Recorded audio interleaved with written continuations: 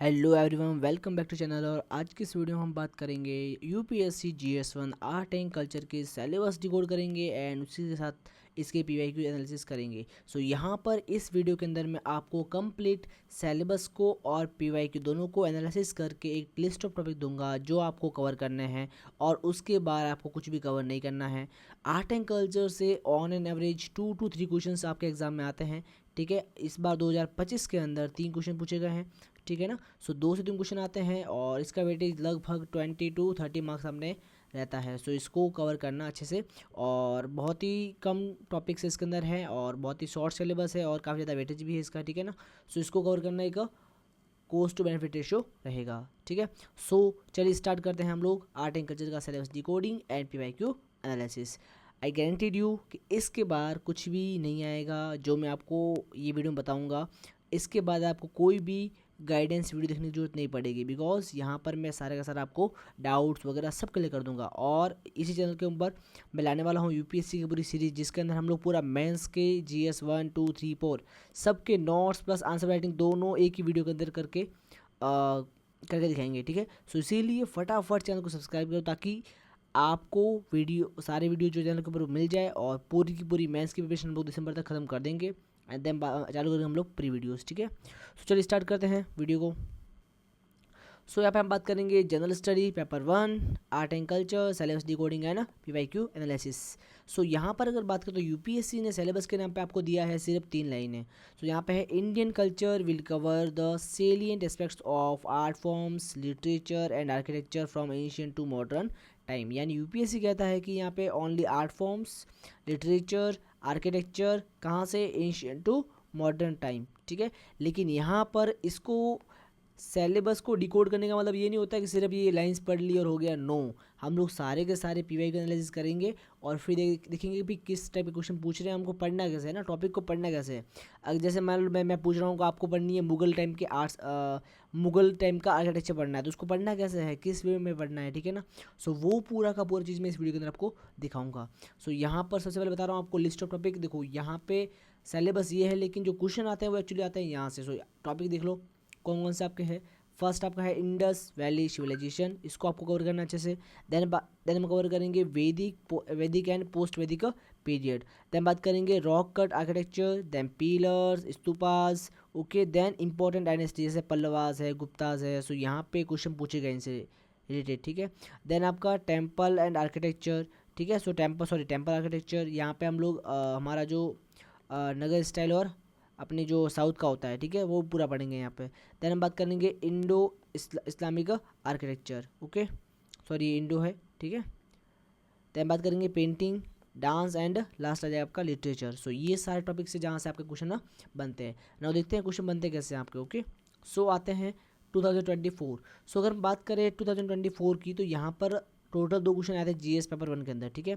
First question क्या पढ़ो एक बार। Underline the changes in the field of society and economy from the Rig Vedic period to later Vedic period. यानी simply बात कर रहा है कि जो ऋग वैदिक पीरियड था एंड जो लेटर वैदिक पीरियड था, उसके उन दोनों के बीच में सोसाइटी एंड इकोनॉमी में डिफरेंस क्या थे, तो वो आपको यहाँ पे बताना है। ठीक है। यहाँ पे आपका आ गया वैदिक पीरियड से। यहाँ पे लगाना भैया ना, ये क्वेश्चन कहाँ से आया आपका, वैदिक पीरियड से आया। Okay. Then estimate the next question आपका estimate the contribution of Pallavas of Kanchi for development of art and literature of south India. यानी कि यहाँ पर देखो 2 है ना, रिलेशन क्या है आपका, रिलेशन देखो यहाँ पे इन्होंने क्या किया, एक डायनेस्टी को कवर कर दिया। Sorry guys. ओके। यहाँ पे इन्होंने क्या किया, डायनेस्टी प्लस क्या कर दिया इन्होंने, आर्ट एंड लिटरेचर। यानी हमको क्या करनी है, हमको डायनेस्टी और उसकी आर्ट एंड लिटरेचर पढ़ना है। ठीक है ना। यहाँ पे इसने क्या बोला है कि भाई पल्लवा का रोल क्या था। ठीक है ना, contribution of Pallavas for the development of art and literature of south India. ठीक है। नेक्स्ट बात करेंगे क्वेश्चन नंबर 9 2023 के अंदर सिर्फ एक क्वेश्चन यहाँ से आया है। ठीक है। क्वेश्चन क्या है, explain the role of geographical factor towards the development of Asian India. Now यहाँ पर देखो आपको पता है GS1 के अंदर हमारा ज्योग्राफी भी आता है एंड आपका आर्ट एंड कल्चर भी आता है। यहाँ पे इसने क्या किया है, यहाँ पर ज्योग्राफी को एंड आपके आर्ट एंड कल्चर को पूरा मिक्स कर दिया। ठीक है। तो दोनों को मिक्स करके क्वेश्चन पूछा है, समझ गए।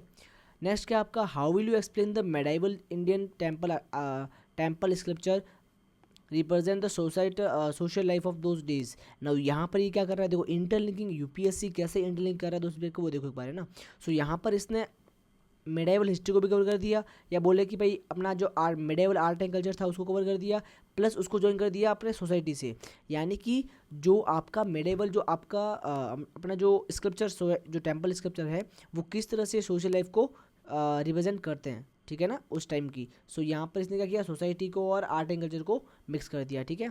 सो ये दोनों का मिक्स क्वेश्चन है। नाउ नेक्स्ट क्या आपका, discuss the main contribution of Gupta period and Chola period to the Indian heritage and culture. Now इस क्वेश्चन के अंदर क्या हो रहा है, देखो अगेन क्या कर रहा है ये जो आपके डायनेस्टीज है, डायनेस्टी और आपका जो कल्चर है, इस दोनों को मिक्स करके पूछ रहा है कि भाई डायनेस्टी जो है वो किस तरह से कल्चर के अंदर कंट्रीब्यूशन किया है। ऐसा सेम क्वेश्चन इसने देखो कब 2024 में पूछा है ना, क्या पूछा, Pallavas of Kanchi for the development of art and literature, ठीक है ना, समझ गए। तो इस तरह से देखो यहाँ पे क्या है, पल्लवा और आर्ट एंड लिटरेचर का पूछ लिया। एंड देन यहाँ पे आपने क्या पूछा, आपका यहाँ पे इसने पूछा है गुप्ता, चोला एंड हेरिटेज एंड कल्चर। सो ये इस टाइप का क्वेश्चन आपको ट्रेंड देखने के क्वेश्चन पूछता है कैसा यूपीएससी ना, यूपीएससी के माइंड सेट को समझेंगे ना तो यूपीएससी बहुत ज़्यादा ईजी है हमारे लिए, ठीक है।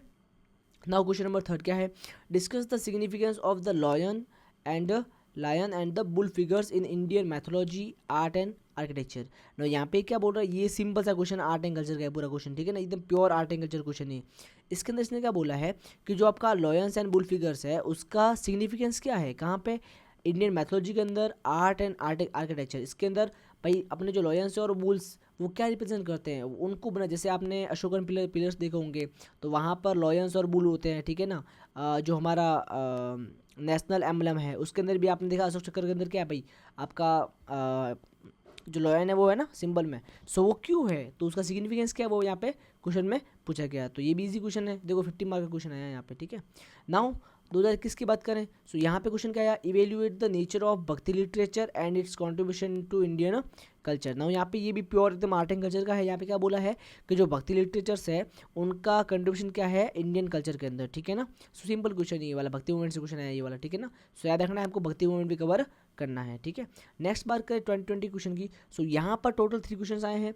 फर्स्ट क्वेश्चन क्या है आपका, रॉक कट आर्किटेक्चर, ठीक है। So the rock cut architecture represent one of the most important source of our knowledge of early Indian art and history. So यहाँ पे सिंपली क्या बोल रहा है कि जो आपका अभी रॉक कट आर्किटेक्चर, जैसे कि आपका कैलाश टेम्पल है, ठीक है ना भाई, कैलाश टेम्पल है, आपका जो एलोरा की गुफाएं हैं, ठीक है, एलोरा केव्स है, एलिफेंटा केव्स हैं। सो वो किस तरह से आपको वो किस तरह से सोर्स ऑफ नॉलेज है, ठीक है, of early Indian art and history. So ये भी क्वेश्चन काफ़ी सिग्निफिकेंट है और ये भी काफ़ी मतलब यूँ अच्छा वाला क्वेश्चन है, ठीक है ना, बोल सकते हैं इसको। नेक्स्ट क्या है आपका, क्वेश्चन नंबर 2 क्या है आपका 2020 में। सो ये आपका है, Indian philosophy and tradition played a significant role in the conceiving and shaping the monuments and their art. ना यहाँ पे क्या किया इसने, फिलोसॉफी एंड ट्रेडिशन को कनेक्ट कर दिया आपके आर्ट फॉर्म से, आर्ट एंड मॉन्यूमेंट से। सो आपका फिलोसॉफी ने किस तरह से मॉन्यूमेंट्स एंड आर्ट को इन्फ्लुएंस किया वो यहाँ पे इस क्वेश्चन के अंदर पूछा है, ठीक है ना।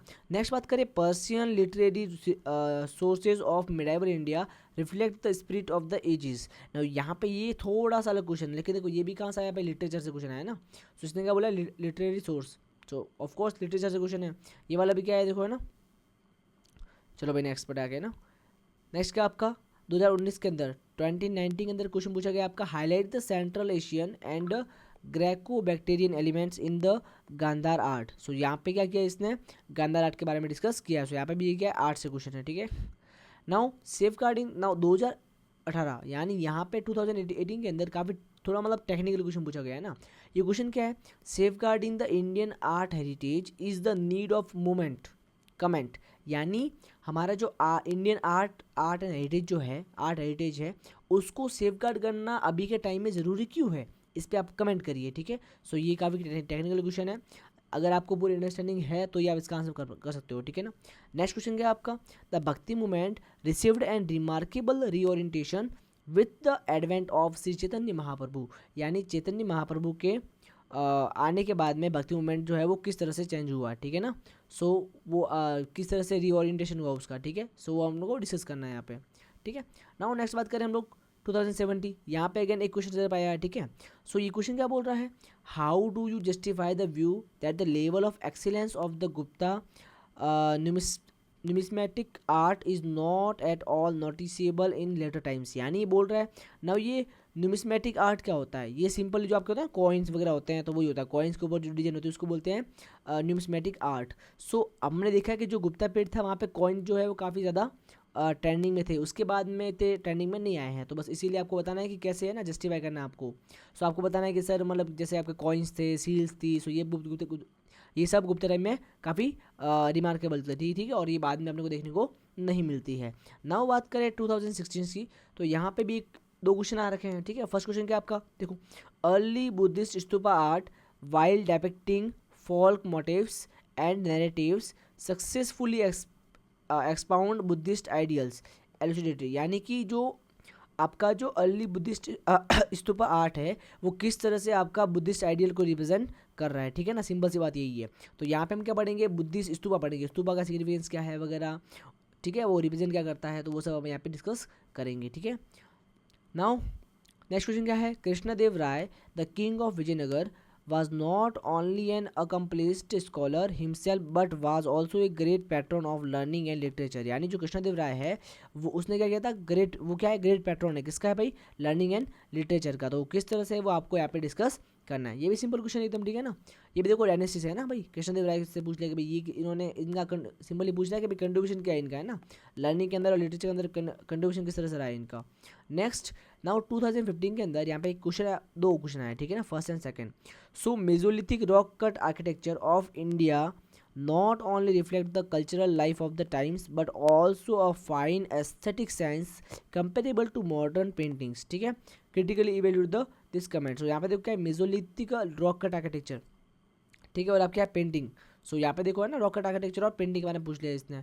नेक्स्ट क्या आपका, the ancient civilization in the Indian subcontinent differ from those of the Egypt and Mesopotamia and Greece in that its culture and traditions have been preserved without a breakdown to the present day, यानी जो हमारा Indian ancient culture है उसका जो traces है या उसकी जो बोल सकते हैं अपन ना कल्चर और ट्रेडिशन जो है वो क्या अभी तक प्रिजर्व है अपना, ठीक है। तो किस तरह से प्रिजर्व वो आपको यहाँ पे डिस्कस थोड़ा करना है ना, मतलब सीधी बात है कंपेयर करना है, हमारी जो एंशियंट सिविलाइजेशन थी उसको कंपेयर करना है इजिप्ट एंड मोसोपोटामिया से, सॉरी मेसोपोटामिया, ठीक है, एंड बताना है कि भाई हमारा जो कल्चर और ट्रेडिशन है वो अभी तक अब क्या है बिना ब्रेकडाउन हुए अपने अभी तक कंजर्व रहा है, ठीक है ना।